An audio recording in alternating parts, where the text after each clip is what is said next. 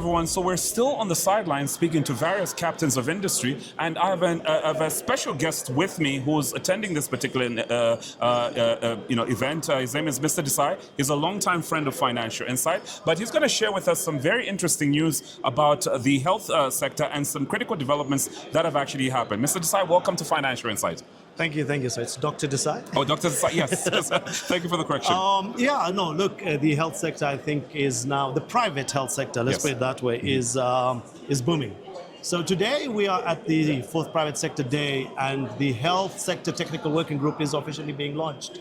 And I will be co-chairing the Health Sector Technical Working Group. I'm president of the Healthcare Federation of Zambia, which is the first ever private sector federation for health sector. And this was launched by the government about 3 years ago. So in 3 years, we've managed to move and make huge strides to where we are now with the technical working group. So we hope that what our friends have done in the other TWGs, the health can do as well, and make the ease of doing business for the private sector better.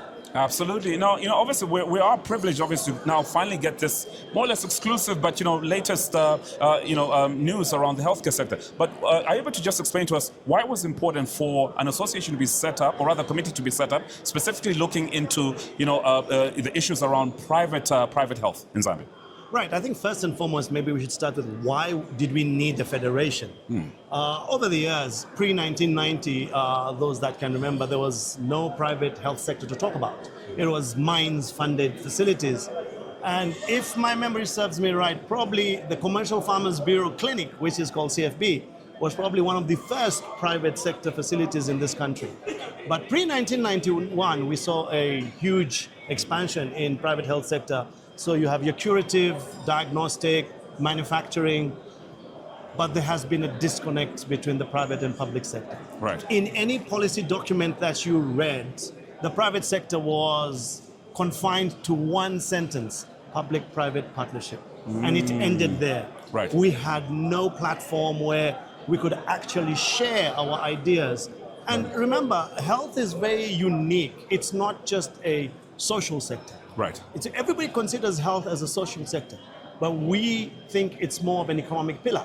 Because without having a healthy population, nothing drives, not your minds, nothing. Right. And in other countries, health is taken so seriously. You've got your manufacturing, like in India, China, Germany, pharma manufacturing. You've got medical tourism, which is adding to the GDP. So once this federation was formed, our job was to start lobbying government and start creating the bridge that never existed.